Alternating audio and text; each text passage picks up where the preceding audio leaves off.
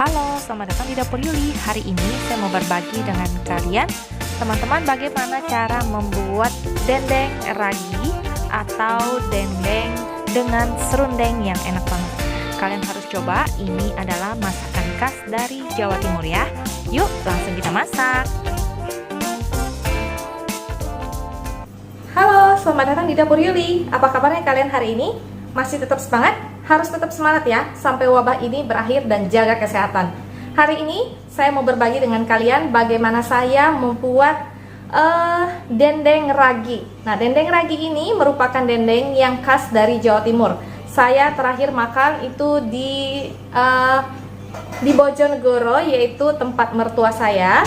Nah, di situ jualannya tuh di pinggir jalan, lalu kita pilih-pilih kayak nasi campur gitu. Nah, salah satu menunya adalah dendeng ragi ini.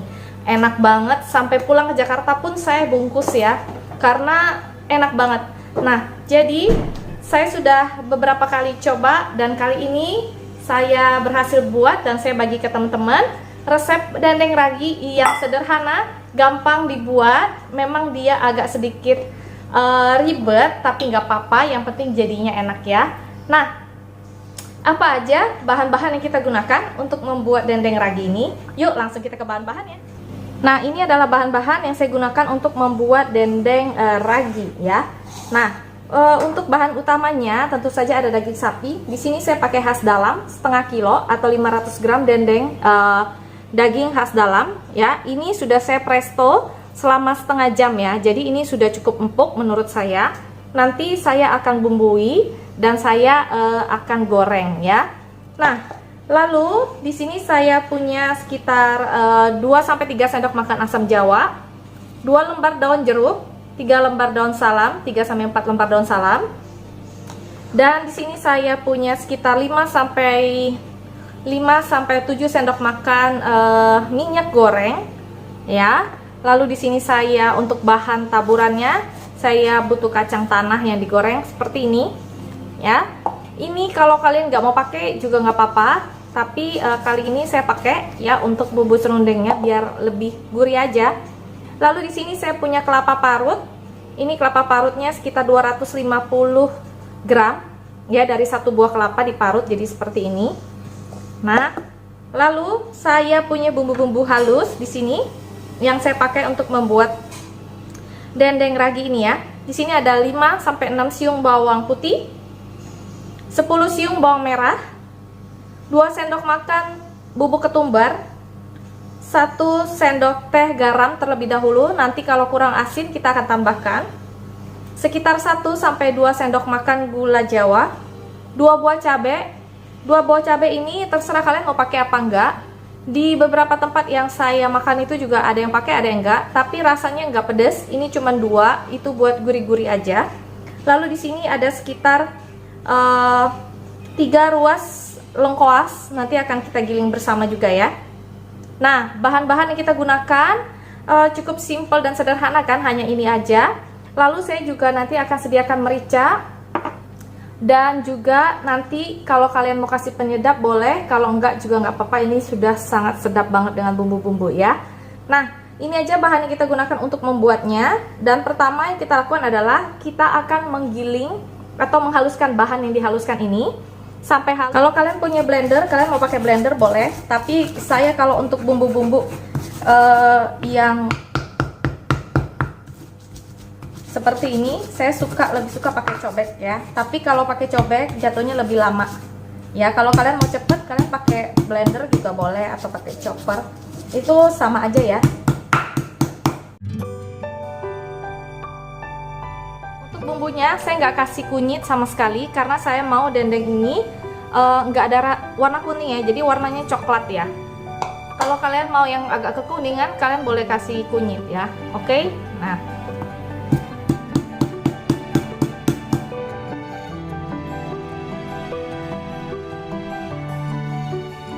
bumbunya sudah matang seperti ini ya. Nah, bumbunya akan saya bagi 2, separuh nanti untuk dagingnya dan separuh lagi untuk serundengnya ya. Nah, kita langsung aja ke wajan saya, kita akan masak. Oke. Nah, ini saya masukkan bumbunya separuhnya, lebih kurang Nah, ini ya. Saya aduk-aduk. Nah, kalau masak yang namanya kelapa atau sangkai kelapa itu agak lama ya. Nah, seperti ini. Nah, setelah harum, saya masukkan kelapanya. Nah, ini kita aduk-aduk dulu sama bumbunya. Ini saya kelapa parutnya itu saya beli sebelum lebaran, jadi saya freezer ya teman-teman. Kalian bisa lakukan hal yang sama. Jadi kalau kalian mau pakai, kalian tinggal keluarin aja. Soalnya kalau mau fresh setiap hari beli ke pasar kan nggak mungkin ya, kayak zaman sekarang nih. Kita kan takut ketularan juga, jadi saya pesen langsung dari tukang sayur di pasar. Saya pesenin berapa biji, saya kasih plastik, saya masukin ke freezer. Nah, tiap mau dipakai begini nih. Nah, ini kalian masak dengan api kecil serundengnya sampai warnanya kecoklatan ya. Nah, nanti setelah jadi saya akan kasih lihat teman-teman warna kecoklatannya tuh kayak apa. Nah, sambil kita kasih serundengnya seperti ini, saya akan tambahkan sedikit garam di serundengnya karena tadi saya cuma kasih garam 1 sendok teh untuk bumbu yang separuh yang satu tadi ya bumbunya ya. Nah, pasti akan kurang, jadi saya akan kasih garam sedikit lagi ya. Nah, saya akan kasih garam sedikit lagi. Lalu minyak goreng tadi ini saya kasih sedikit lagi di serundengnya ya. Nah, sekitar tadi 5 sendok makan ya. Nah, jadi kita tumis serundengnya ini sampai benar-benar jadi serundeng ya. Jadi dia modelnya nanti kayak kriukan gitu, tapi enak banget loh teman-teman ya. Nah, ini aduk terus. Kita kasih sedikit merica boleh biar lebih enak rasanya. Nah, seperti ini kelihatan nggak teman-teman? Nah ya, tuh kayak gitu. Ini kan masih putih pucet ya, nanti kalau diaduk-aduk terus jadi dia nanti warnanya jadi kecoklatan gitu. Apinya kecil aja, jadi dia masaknya pelan-pelan gitu. Nah, ini saya masak serundengnya dulu, nanti sebentar lagi saya akan masak daging sapinya. Nah, daging sapi kalau kalian mau cepet lunaknya, kalian boleh potong tipis-tipis banget. Nah, berhubung saya kemarin sudah dipotongin sama abangnya di pasar, jadi saya nggak bisa potong tipis-tipis lagi. Jadi saya presto dulu ya. Kalian juga bisa lakukan hal yang sama supaya lebih cepat. Jadi kalian presto dulu sebentar supaya lebih lembut. Nanti diungkep di bumbunya itu lebih lembut, lebih cepat. Jadi nggak lama-lama masaknya. Jadi cuma bikin serundeng ini doang lama ya. Jadi kalian harus sabar untuk bikin resep ini karena lama dibikin serundengnya ini ya. Oke. Nah, nanti setelah serundengnya selesai, saya akan kasih lihat teman-teman kayak apa sih serundengnya ini. Nah, warnanya jadinya seperti ini, kecoklatan ya. Jadi kayak golden brown gitu. Nah, kayak gini ya. Nah, ini udah mau selesai. Kelihatan nggak teman-teman beda warnanya sama yang tadi itu? Nah, ini udah mau selesai. Bentar lagi akan saya sisihkan di samping sini. Saya akan masak dagingnya ya. Nah, seperti ini. Nah, kita akan masak dagingnya. Saya akan naikkan wajan seperti ini lagi. Lalu saya kasih sedikit minyak, mungkin sekitar 3 sendok atau sampai 4 sendok makan minyak ya. Nah, kecilkan apinya dulu. Saya akan masukkan bumbu yang separuhnya tadi. Nah, jangan lupa masukkan daun salam dan daun jeruknya juga. Kita aduk. Kita aduk sampai matang ya, sampai harum banget ya baunya. Nah, kecilkan apinya, jangan lupa dikecilkan apinya. Ini ya. Kalau sudah cukup harum, boleh masukkan dagingnya ya. Nah, seperti ini kita aduk-aduk. Dagingnya saya agak besar-besar, kalau kalian mau lebih cepat lembut kalian bisa tipis-tipis, tapi ya kalau untuk saya ini saya dagingnya udah saya presto ya, setengah jaman ya, jadi udah lumayan lembut ya, tinggal bikin empuk aja.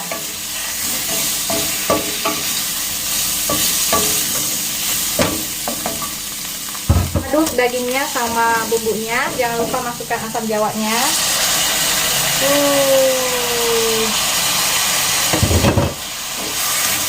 Aduk-aduk sebentar. Nah,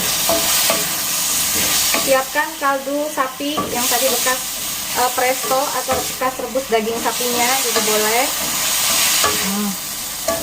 Saya masukkan dulu sekitar 200 ml. Nah, ya karena saya udah mempresto dagingnya, jadi saya nggak butuh begitu banyak air untuk ungkep daging ini ya. Nah, ini seperti ini. Saya biarkan mendidih dulu. Serambi tunggu dia mendidih, saya akan kasih merica. Nah, lalu saya akan kasih penyedap. Kalian boleh pakai kaldu sapi, kaldu ayam instan. Saya pakai vetsin aja, sekitar setengah sendok teh doang. Saya aduk kembali. Nah, gedein apinya supaya lebih cepat mendidihnya. Seperti ini. Nah, kita tunggu mendidih dulu ya. Kurang apa? Saya akan tambahkan sedikit gula pasir. Kalau kalian punya gula Jawa yang cair juga boleh dipakai. Ini 1 sendok makan lagi saya kasih. Kita aduk-aduk seperti ini. Sampai dia agak menyusut sedikit ya. Nah, kalau kalian punya air kelapanya juga boleh dipakai, jadi nggak usah pakai air kaldu sapi, pakai air kelapa ya, bebas. Nah, ini saya biarkan dulu sampai sedikit menyusut. Setelah agak menyusut, nanti saya akan masukkan serundengnya ya. Nih, serundengnya udah jadi di sini, sebelah sini ya. Saya akan masukkan ini ke sini, tapi setelah daging ini kecilkan apinya setelah mendidih. Setelah mendidih kan harus kecilkan apinya biar daging ini diungkep lebih lama sedikit dengan bumbunya ini, supaya nanti lebih enak lagi pas kita sudah kasih serundengnya ya. Nah, kita tunggu sekitar 5-10 menit biar dia diungkep enak sama si daging bumbunya. Setelah diungkep berapa lama, sekitar 5 menit 10 menit, baru kita masukkan serundengnya. Nah, ini udah lumayan nyusut ya. Kita akan masukkan serundengnya ke dalamnya. Nah, seperti ini.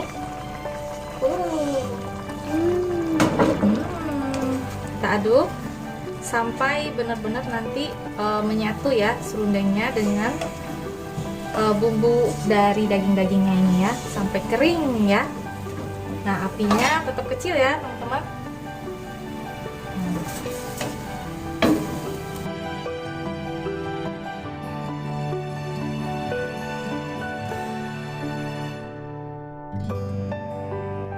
Nah, ini udah saya masak lebih kurang 15-20 menit ya, sama dagingnya, sama serundeng kelapanya tadi. Wow. Nah, saya akan oseng lagi sampai agak kering sedikit lagi ya. Jadi jangan terlalu basah supaya nanti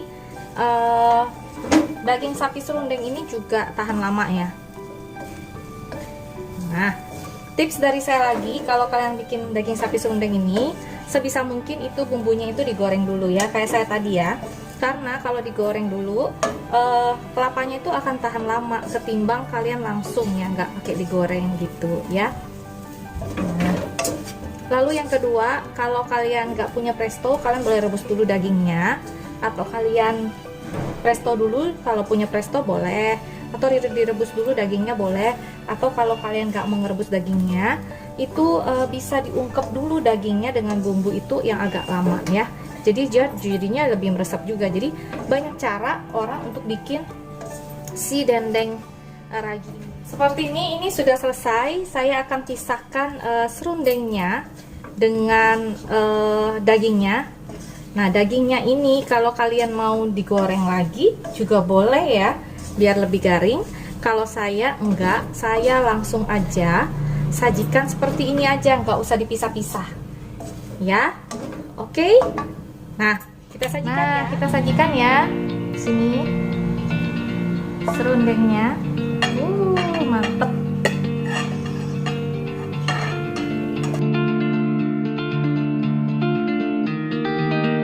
Udah jadi seperti ini. Ini dia